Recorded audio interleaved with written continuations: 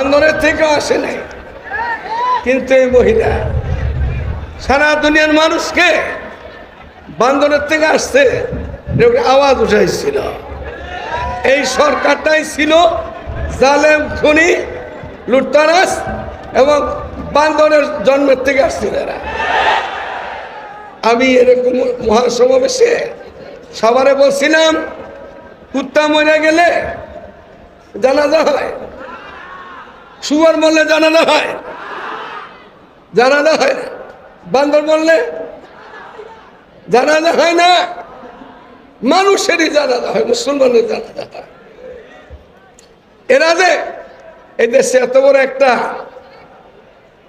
আল্লাহ তাআলার সাথে এত বড় বিদ্রোহী ঘটনা বলছিল, একটা মেয়ে একটা ছেলে, এই দীপমণি আর জাফর ইকবাল, এগুলা হয়তো বান্দরের থেকে দুনিয়াতে আসছে।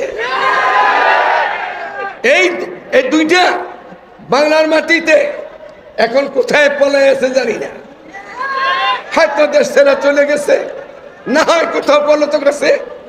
বাংলার মাটিতে যদি এই ধরনের বিশ্বাসী মারা যায়, ওদের জানাজা কি হতে পারে? কেউ যদি পড়ায় কোন মোল্লা মুর্শি, ওই মোল্লাও বান্দরের জন্য। এজন্য এই সমস্ত জালিম, খুনি, সন্ত্রাস দেশ ছেড়ে পলাইছে।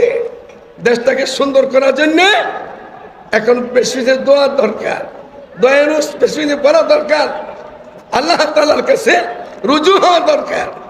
দেশ পাইছি আর কিছু হয়ে গেছে এমন কিছু এখনো হয় নাই, এমন কিছু এখনো হয় নাই। এই জন্য আমরা যেন আল্লাহ তাআলার দিকে রুজু হই। আজকে জুমার দিন, মাগরিব আযান হয়ে গেল, আমরা যেন আল্লাহ তাআলার দিকে রুজু হই।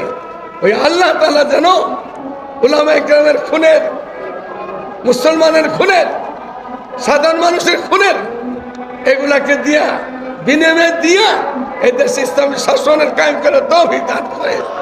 সুবহানাল্লাহি ওয়া বিহামদিহি, সুবহানাকাল্লাহু ওয়া বিহামদিহি। বান্দরের থেকে আসে নাই, কিন্তু এই মহিলা সারা দুনিয়ার মানুষকে বান্দরের থেকে আসছে আওয়াজ উঠাইছিল। এই সরকারটাই ছিল জালেম, খুনি, লুটতরাজ এবং বান্দরের জন্মের থেকে আসছিল এরা।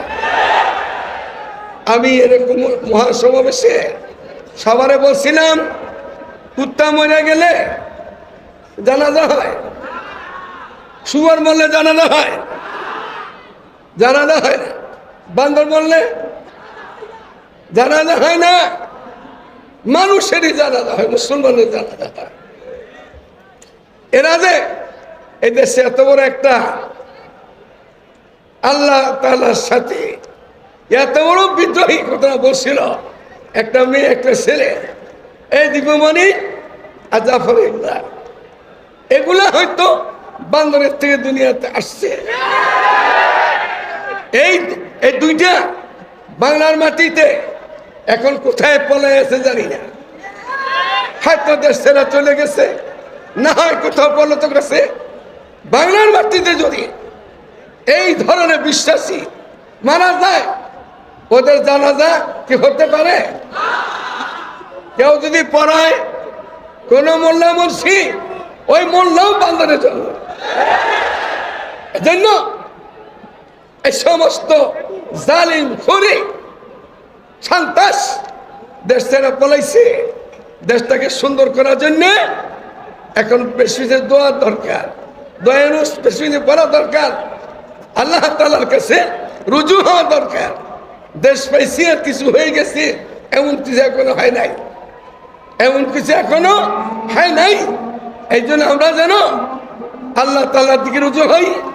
আজকে জুমার দিন, মাগরিব আযান হয়ে গেল, আমরা যেন আল্লাহ তাআলার দিকে রুজু হই।